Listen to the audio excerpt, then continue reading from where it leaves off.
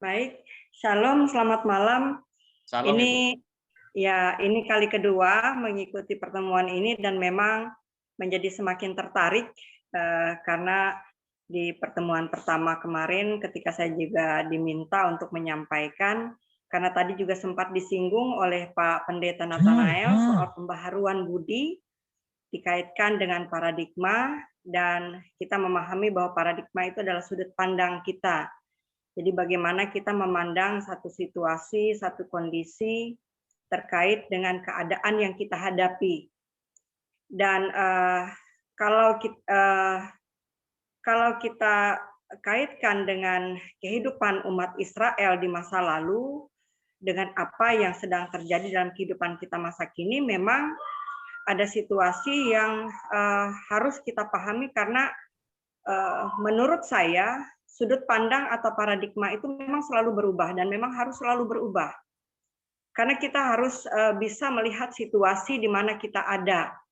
Jadi artinya kita menempatkan diri secara kontekstual dalam lingkup dan lingkungan di mana kita berada, seperti tadi juga disinggung oleh Pak Didi bahwa atau juga Pak Edi yang menyampaikan tentang bisa saja karena situasi-situasi tertentu kita menjadi apatis, kita menjadi pesimis. Apakah masih kita bisa percaya kepada Tuhan? Apakah masih bisa kita memahami, meyakini bahwa Tuhan selalu ada bersama-sama dengan kita? Jadi oleh sebab itu dibutuhkan paradigma baru itu atau sudut pandang baru sehingga kita bisa tetap meyakini dan tidak hilang pengharapan lah begitu. Ya, karena kalau kita sudah hilang pengharapan ya susah gitu ya Pak Edi ya. Berarti untuk kedepannya kita akan sulit untuk menentukan langkah-langkah selanjutnya. Nah, jadi dari sini menarik apa yang disampaikan oleh Bapak Pendeta Nathanael dan menarik juga diskusi kita karena akan semakin memperkaya kasanah, wawasan, cakrawala, pemikiran, pengetahuan kita. Dan tentu memang harus demikian karena ini juga akan menjadi faktor penentu bagaimana kita merubah sudut pandang kita, bagaimana kita terus membaharui dan memiliki paradigma baru itu dalam kehidupan kekristenan kita.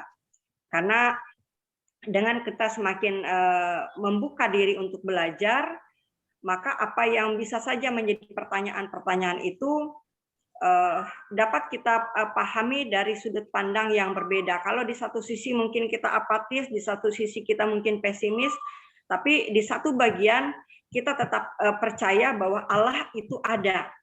Ya, walaupun secara fisik mungkin kita tidak mengalami situasi seperti yang dialami oleh umat Israel di masa lalu. Ya, keyakinan yang tumbuh dalam Yosua dan Kaleb dan keyakinan yang tumbuh dan ada dalam tokoh-tokoh Alkitab yang menjadi bahan pengajaran untuk kita masa kini karena memang panduan kita sekarang itu satu-satunya adalah Alkitab gitu. Sumber ajaran kita satu-satunya untuk bisa memahami bahwa Tuhan itu ada adalah Alkitab yang kemudian terrealisasi dari pengalaman hidup kita masing-masing.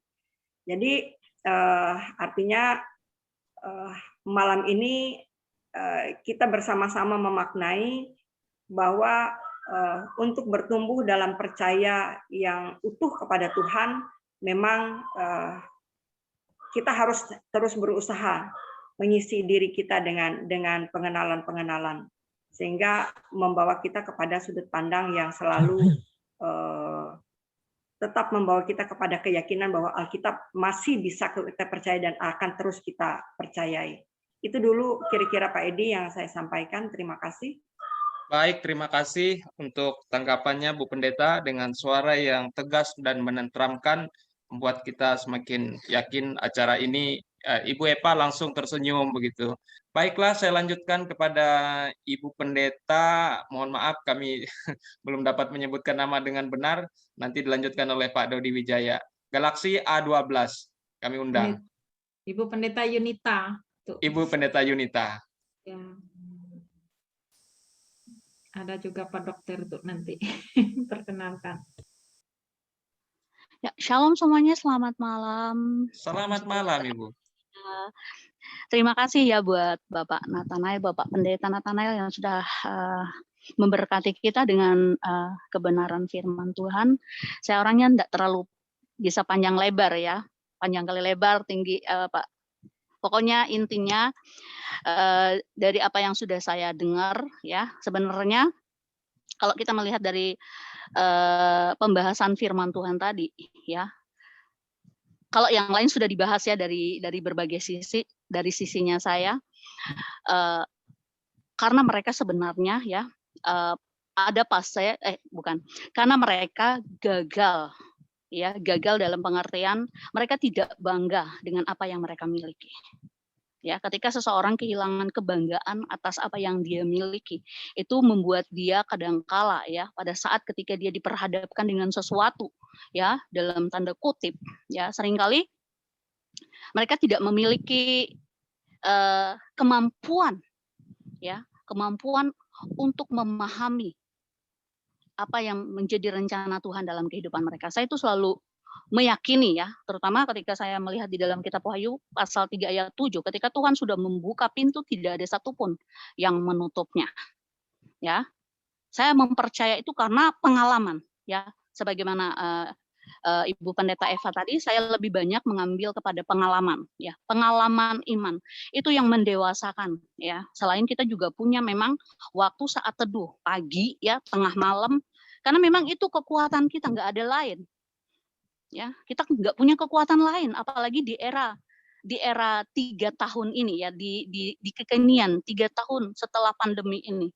Kita lihat banyak orang stres, pesimis, belum lagi yang sumbu pendek.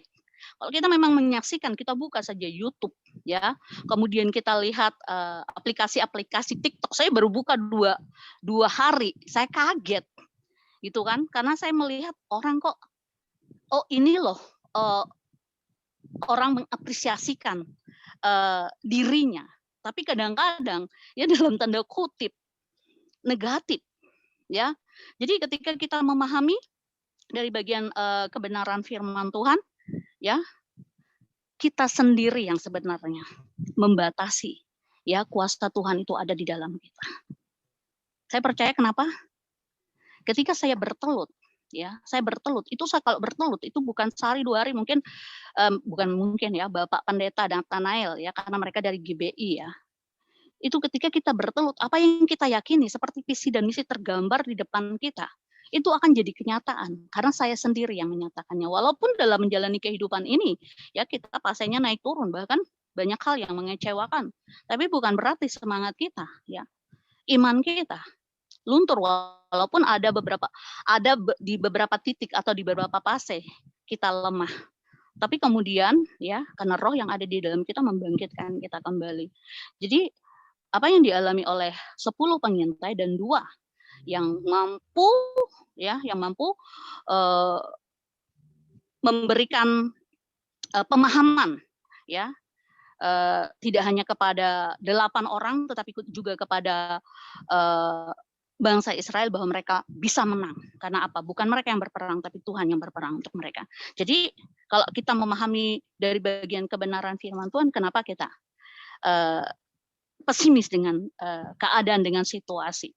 Ya, kita lakukan saja yang kita bisa lakukan. Selebihnya kita percaya Tuhan yang akan mengerjakannya, Tuhan yang akan menyempurnakannya. Begitu saja. Thank you, terima kasih. Baik, terima kasih Ibu Pendeta Yunita. Baik, terima kasih singkat, padat, dan jelas untuk kita. Dan saya setuju dengan Pak Pendeta Nathanael, kita tidak melihat GBI, Protestan, Katolik, tapi yang kita lihat adalah kita berada dalam kegerakan paradigma baru bahwa kita memiliki mentalitas pemenang. Saya setuju dengan Pak Nathanael dalam itu, dan setuju dengan Ibu Pendeta bahwa kita yang membatasi diri kita dengan mujizat yang Tuhan berikan. Terima kasih Ibu Pendeta, kiranya kita semakin dikuatkan oleh apa yang disampaikan. Sebagaimana janji saya undang Pak Dodi Wijaya. Silakan Pak. Terima kasih Pak Edi atas kesempatannya. Shalom.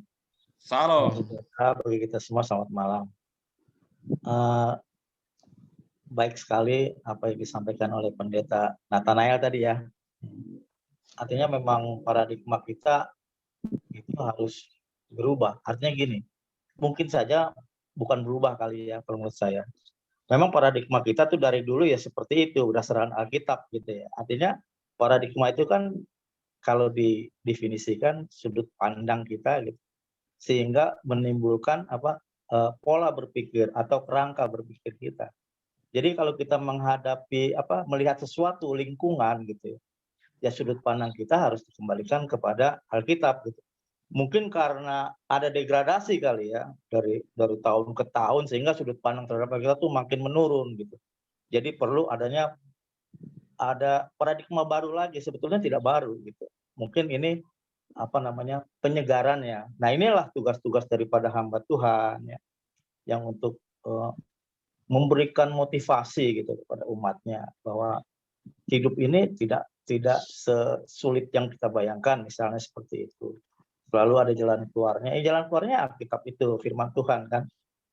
Di situ semua akan terjawab ya, yang harus memberikan pencerahan menurut saya sih hamba-hamba Tuhan yang sudah ditaktiskan, yang memang sudah dipilih oleh Tuhan. Ya kami nih sebagai umat ya tentunya akan mengikuti apa yang diberitakan oleh hamba-hamba Tuhan itu. Ya syukur-syukur kami mendapat anugerah, misalnya bisa melihat oh ini nggak benar gitu, ini benar gitu kan. Sekarang banyak ya di YouTube itu yang khotbahnya juga saya pikir terlalu berlebihan gitu. Bukannya mengkhotbahkan kebenaran dari Alkitab itu sendiri, ini meyakinkan bahwa Alkitab itu benar gitu. Alkitab sudah benar, tinggal dilaksanakan saja. Dan banyak juga membanding-bandingkan dengan ajaran yang memang tidak tidak matching dengan punya kita gitu, beda gitu. Sampai kapanpun tuh tidak akan sama gitu. Tidak akan bisa membuktikan kebenaran kita, dan dia juga tidak akan bisa membuktikan kebenaran dia. Kesaksian apapun dari mereka, saya kan tidak akan merasa itu benar gitu, tidak gitu. Tapi kalau kesaksian dari saudara-saudara sendiri yang baik, yang itu yang ada istilahnya jadi pindah ke kita, yaitu saya tuh sangat bersyukur gitu ya, menambah keyakinan saya. Jadi intinya gini, ini betul aja sebetulnya paradigma baru, tapi kalau menurut saya itu bukan paradigma baru mungkin ya. Paradigma kita memang sudah sama, sudut pandang kita terhadap lingkungan adalah Alkitab. Mungkin karena degradasi, nah itu perlu disegarkan kembali. Dan ini tugas dari hamba-hamba Tuhan.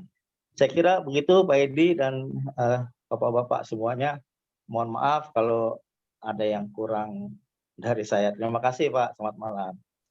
Selamat malam, terima kasih Pak Dodi. Intinya sudah ada, hanya kita penyegaran dan paradigma kita ini disegarkan kembali.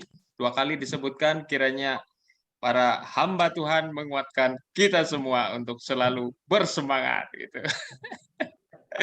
Baik, senyum-senyum Pak Hendrik Segaya. Minggu depan lagi kita Pak ya, malam minggu dengan Pak Pendeta Rino Yohanes. Bukan, setelahnya ya Pak Pendeta. Baiklah, waktu juga yang membatasi kita, tapi intinya kiranya firman Tuhan tadi dari Pak Aldong, Mazmur 37 ayat 5.